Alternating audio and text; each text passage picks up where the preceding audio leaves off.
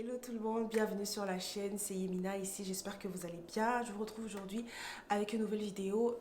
On va parler d'un sujet qui est important pour chacun de nous, un sujet important à savoir, à comprendre avant de rentrer dans cette nouvelle saison, avant de rentrer dans l'année 2021. Il s'agit du type de cœur, d'un type de cœur qui n'est pas capable en fait de recevoir la semence de Dieu et de porter du fruit. Pourquoi l'état de ton cœur est important? L'état de ton cœur est important. C'est vrai que peut-être qu'on n'en parle pas assez ou bien peut-être que tu ne le sais pas, moi aussi je ne le savais pas, mais l'état de ton cœur conditionne en fait ta capacité à porter du fruit. On dit on doit marcher dans l'esprit pour ne pas accomplir les désirs de la chair. Il faut qu'on produise, il faut qu'on manifeste, qu'on porte le fruit du Saint-Esprit. Et Galates 5 dit exactement quel est le fruit du Saint-Esprit. C'est la joie, c'est la paix, c'est la bénignité, c'est toutes ces choses-là. Je vais vous le citer. Galates 5.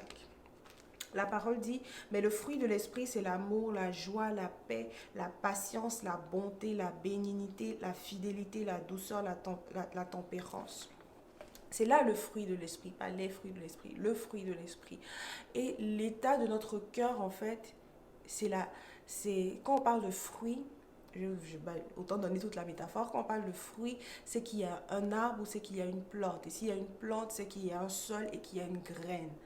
Ok, donc le fait de porter le fruit du Saint-Esprit commence quelque part.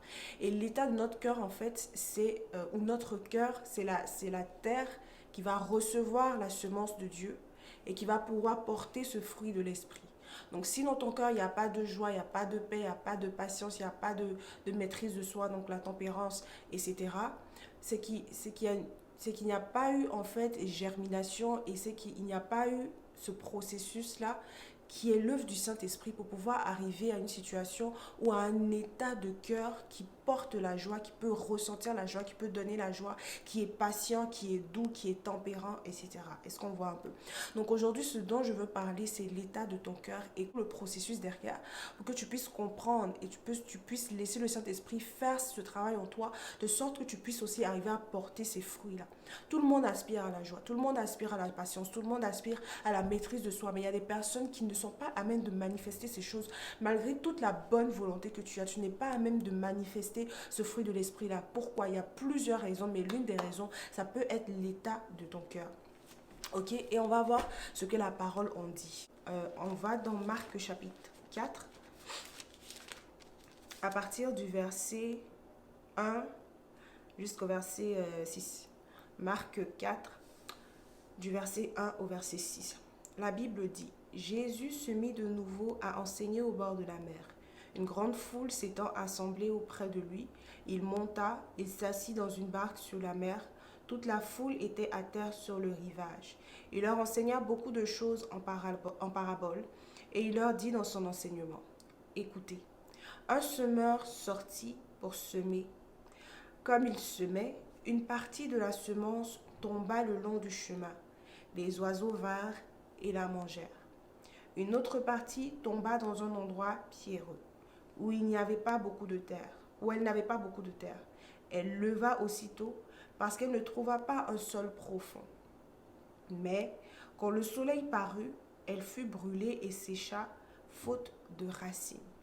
Ça, c'est une parabole que le Seigneur est en train de raconter. Une parabole, c'est un récit, une sorte de métaphore qui permet d'exprimer une autre idée derrière. Donc ici, évidemment, le Seigneur n'est pas en train d'expliquer une histoire à propos d'un semeur qui sort semer, mais ce récit-là est une métaphore de quelque chose d'autre de plus profond. Donc, essayez de visualiser un peu. Un semeur, un homme, une femme, qui sort avec son sac de graines et qui commence à semer, à verser en fait dans le champ. Et il y a une partie des graines qui tombent le long du chemin, où il y a des passants, etc. Et donc, comme elles tombent là-bas, le long du chemin, c'est pas vraiment le champ. C'est à côté du champ, c'est hors du champ. Donc, les oiseaux viennent et mangent les semences en fait qui sont tombées le long du chemin. Ensuite, il y a une partie des semences qui tombent dans un endroit pierreux. L'endroit pierreux, il y a de la terre, mais il y a des pierres. Donc, ça fait que le sol là-bas n'est pas très profond, n'est pas très propice en fait à la germination. Donc, quand les graines tombent dans cet espace-là, elles lèvent aussitôt. Donc, quand les graines commencent à lever, on peut dire, on a l'impression en fait qu'elles commencent à germer, qu'elles commencent à faire quelque chose. Donc, il y a un processus qui est enclenché. Mais le truc, c'est que quand le soleil paraît, pouf, toutes les graines sont brûlées. Et la Bible dit quelque chose d'intéressant, c'est que c'est même pas parce que le sol est peu profond, bien que les graines sont à la surface même, qu'elles sont complètement brûlées. Mais on dit, elle fut brûlée et sécha faute de racines. C'est intéressant parce que les racines auraient pu empêcher en fait que les graines sèchent totalement ou que les graines soient totalement perdues. Mais parce qu'il n'y a pas de racines en fait, elles sont totalement perdues. Donc non seulement il y a la chaleur, les rayons du soleil qui brûlent, mais aussi le manque de racines qui fait que les graines sont perdues. Et il n'y a pas de racines parce que le sol n'est pas assez profond pour que la graine puisse s'implanter. Suivez-moi, j'arrive, on va quelque part. Et ça, c'est un récit métaphorique, donc c'est une allégorie. Et là, le Seigneur donne la signification. Donc au moins, on n'a pas besoin de deviner, chacun n'a pas besoin de donner son interprétation. Le Seigneur lui-même dit qu'est-ce que cela représente. Au verset 14, il dit, le semeur sème la parole. Donc les graines ou la graine que le semeur sème, c'est la parole. C'est pas autre chose. C'est-à-dire que directement, le Seigneur ne va pas semer il ne va pas semer la joie, il ne va pas semer la patience, il ne va pas semer l'amour. Le fruit de l'esprit, Galates 5 dit, c'est la joie, c'est la paix, c'est la tempérance, c'est la patience, etc. Donc c'est pas ça directement que le Seigneur sème. Ce qu'il sème, c'est la parole. Ce qu'il sème, c'est la parole qui donne la vie. Quand Jésus voulait donner la paix, il dit, je vous laisse ma paix, je vous donne la paix. Il a déclaré, il nous a donné. Quand le Seigneur voulait créer l'homme ou même la lumière, il dit que la lumière soit et la lumière fut. Donc la graine que le Seigneur sème, c'est la parole. Il la donne directement et il la sème quelque part. Amen, on s'en va quelque part. Le semeur sème la parole. Les uns sont sur le long du chemin où la parole est semée. Quand ils l'ont entendu, la parole que le Seigneur sème, on l'entend. La foi vient de ce qu'on entend, ce qu'on entend vient de la parole de Dieu. La foi vient de ce qu'on entend vient de la parole de Dieu. Donc quand ils ont entendu la parole, aussitôt Satan vient et enlève la parole qui a été semée au milieu d'eux. Pourquoi? Parce qu'ils sont le long du chemin. Ils ne sont pas vraiment dans le champ, ils sont le long du chemin. Verset 16. Les autres, pareillement, reçoivent la semence dans des endroits pierreux. Amen. Quand ils entendent la parole, ils la reçoivent d'abord avec joie. C'est pour ça que quand la graine a été mise dans les endroits pierreux, elle a germé en même temps. Elle a pas germé, elle a monté en même temps, peut-être que la parole dit. Donc elle a monté en même temps. Donc c'est comme si le processus de germination, je l'ai dit, est en mouvement, a commencé en fait. Donc ils la reçoivent d'abord avec joie. Mais ils n'ont pas de racines en eux-mêmes. Ils n'ont pas de racines en eux-mêmes. Ils manquent de persistance. Et dès que survient une tribulation à cause de la parole, ils y trouvent une occasion de chute. Et dès que survient une tribulation à cause de la parole, ils y trouvent une occasion de chute. Et ce dont je veux parler aujourd'hui, c'est deux choses concernant. Je ne vais pas parler de ces personnes qui sont le long du chemin, je vais parler des endroits pierreux. Des endroits pierreux. On va parler de ces endroits pierreux, on va parler de la réception en fait, de la semence avec joie, du manque de racines, etc. La terre en fait, qui reçoit la parole de Dieu, c'est notre cœur. La terre qui reçoit la parole de Dieu, c'est notre cœur. Et le Seigneur vient, il sème la parole. Il sème la parole. Et quand il sème la parole, on l'entend avec joie. Donc la semence que le Seigneur donne, ça peut être en lisant la parole, en entendant une prédication, en écoutant un message, en écoutant même Dieu nous parler par divers moyens. On sait que le Seigneur nous parle d'une façon et d'une autre. Il a plusieurs façons de s'adresser à nous. Donc le Seigneur sème la parole dans nos cœurs. Et il y a un type de cœur en fait qui ne peut pas recevoir la parole ou qui ne peut pas arriver, qui reçoit la parole mais qui ne peut pas arriver à porter le fruit que le Seigneur veut que nous portons. Ça, c'est un cœur qui est qualifié d'endroit pierreux.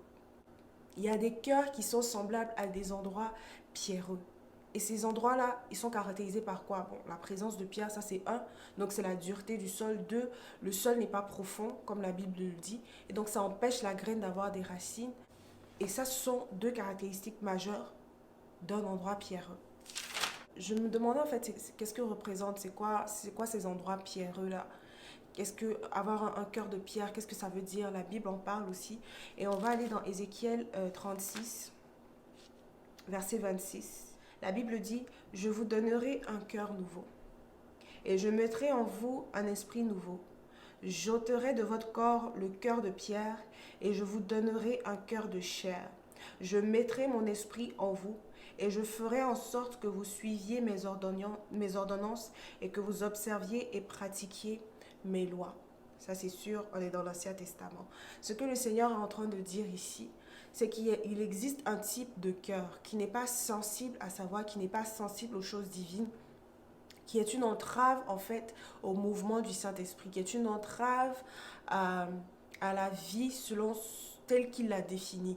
Il veut que nous puissions observer ses lois, pratiquer ses ordonnances. Il veut que nous puissions vivre une vie telle qu'il a conçue, telle qu'il a, oui, conçue, designée pour nous, une vie telle qu'il a imaginée pour nous. Le Seigneur dit, je connais les plans que j'ai pour toi. Il sait en fait, il nous a connus avant même que nous soyons formés dans le ventre de nos mères. Donc c'est sûr qu'il sait le type de vie, le genre de vie à laquelle il nous a appelés. Il sait en fait ce qu'il a déposé en nous, la semence qu'il a déposée en nous, que nous sommes censés manifester pour sa gloire, pour l'édification des saints, etc. Mais il y a un type de cœur qui est une entrave en fait à la manifestation de ces choses. Il y a un type de cœur qui ne peut pas recevoir, qui ne peut pas concevoir en fait les choses divines. Et par exemple, comme la Bible l'a dit dans Marc 4, c'est un cœur pierreux. Et le Seigneur dit, qu'est-ce qu'il va faire avec un cœur pierreux? Il va l'ôter de notre corps. C'est-à-dire, c'est même pas qu'il va essayer de réparer le cœur de pierre. Il va essayer de l'adoucir. Non, il enlève ce cœur de pierre et il le remplace par un cœur de chair, un cœur plus mou, un cœur plus sensible aux choses de l'esprit, aux choses de Dieu. La Bible dit que dans 1 Corinthiens, on va lire 1 Corinthiens chapitre 2 verset 14. Mais l'homme animal ne reçoit pas les choses de l'Esprit de Dieu car elles sont une folie pour lui. Il ne peut les connaître parce que c'est spirituellement qu'on en juge. Donc il faut un type de cœur qui peut reconnaître les choses de Dieu, qui peut être capable de juger spirituellement et ne pas prendre les choses de Dieu comme une folie en fait. Et si tu prends la parole de Dieu comme une folie, tu ne seras pas capable de germer. C'est-à-dire au début, comme la Bible a dit dans Marc 4, tu vas recevoir la parole de Dieu avec joie. Mais en fait, plus on va aller en profondeur, quand les tribulations vont subvenir, tu vas dire non, en fait ce que j'avais entendu c'était pas vrai, en fait ce Jésus là il n'est pas vrai, en fait ce Dieu là il n'existe pas, parce qu'il n'y a pas de racine, parce que ce cœur que tu as, ou ce cœur ce cœur que tu as en fait n'a pas été capable de pouvoir, la semence de Dieu n'a pas été capable de prendre racine dans ce cœur-là. De sorte que peu importe les tribulations, peu importe ce qui se passe, tu puisses rester inébranlable et affermi dans la foi en Jésus, que tu puisses rester inébranlable et affermi dans ce à quoi Dieu t'appelle. Amen. Donc il faut ce cœur-là dans lequel, ou à travers lequel la semence de Dieu pourra s'enraciner. Donc même si le soleil sort, même si les tribulations viennent, parce qu'il y a des racines et que ces racines-là sont profondes, la graine va continuer de germer. La graine va continuer de germer. La Bible dit donc, je mettrai en vous un esprit nouveau. J'ôterai de votre corps le cœur de pierre et je vous donnerai un cœur de chair. Et je vous donnerai un cœur de chair. Je mettrai mon esprit en vous et je ferai en sorte que vous suiviez mes ordonnances. Donc avoir un nouveau cœur en fait. Cette opération chirurgicale. Et ce n'est pas de notre chef, ce n'est pas nous qui pouvons faire ces choses-là. C'est l'Esprit de Dieu. C'est une opération faite par le Saint-Esprit. C'est une opération faite par le Saint-Esprit. Et il faut pouvoir se soumettre à lui afin qu'il puisse nous donner ce cœur-là. Il faut pouvoir le laisser faire ce qu'il est en train de faire. C'est le Seigneur qui dit, je vous donnerai un cœur nouveau. C'est lui qui donne ce cœur nouveau-là. Amen. On va dans Hébreux 3. La Bible dit, Hébreux 3 qui est du verset 7 à 9, qui est aussi dans Psaume, il me semble. Il dit, c'est pourquoi selon ce que dit le Saint-Esprit. Aujourd'hui, si vous entendez sa voix, on a vu que la parole c'est la semence. Et on l'entend. Si vous entendez sa voix, n'endurcissez pas vos cœurs. N'endurcissez pas vos cœurs. Donc, c'est-à-dire que quelque part aussi, nous-mêmes, en tant qu'être humain, en tant qu'enfant de Dieu, on est aussi responsable de ce cœur-là qui s'endurcit. On peut soit laisser au Saint-Esprit l'espace pour faire ce qu'il doit faire, la capacité de changer notre cœur, de le transformer d'un cœur de chair d'un cœur de pierre en cœur de chair, ou on peut décider de s'endurcir, de ne pas laisser en fait la parole nous transformer. On peut décider de se bloquer. Et ce n'est pas forcément même des choses sûrement extraordinaires, c'est juste le Seigneur dit une chose et on vient bloquer immédiatement avec une pensée contraire. le Seigneur nous dit d'avoir la foi et on dit non, c'est trop difficile. On essaie en fait d'enlever ce que le Seigneur nous dit. On essaie de résister à ce que le Seigneur essaie de nous faire comprendre. La parole dit, si vous entendez sa voix, n'endurcissez pas vos cœurs.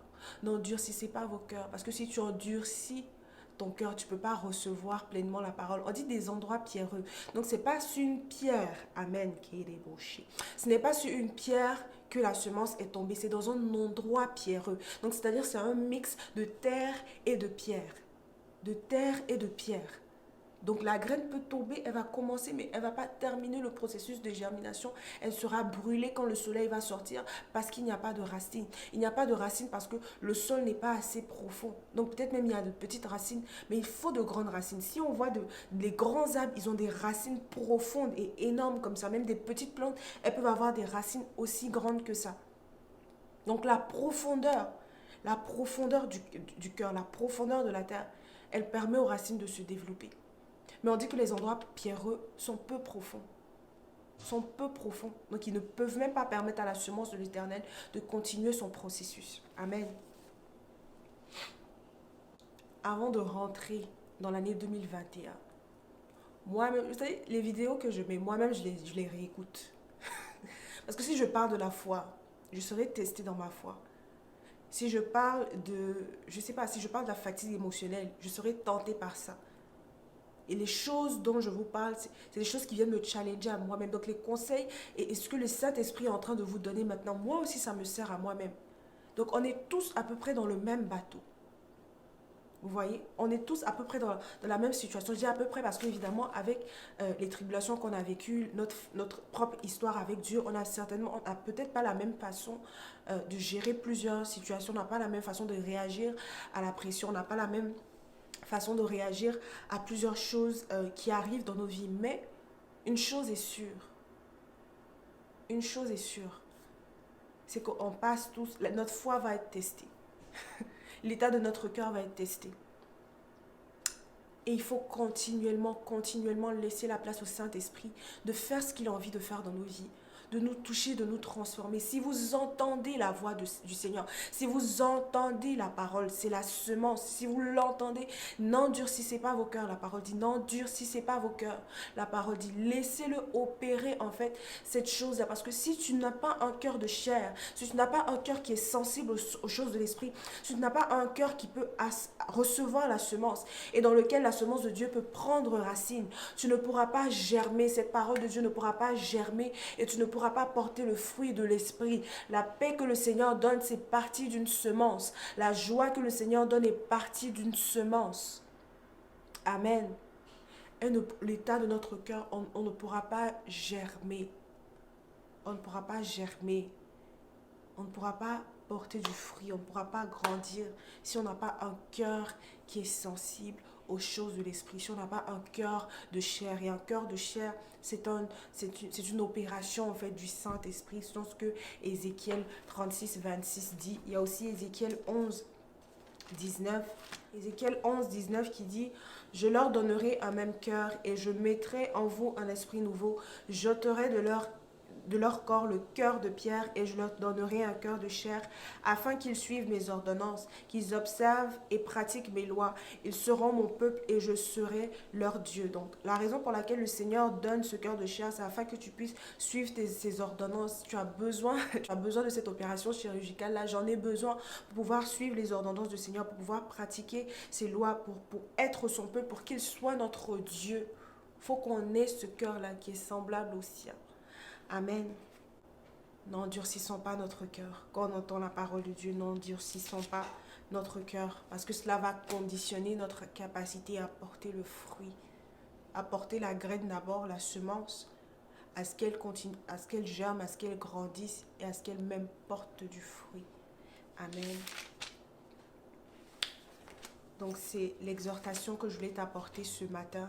Et il y a plusieurs types de cœurs qui ne peuvent pas porter la semence. Ça, c'en a un exemple.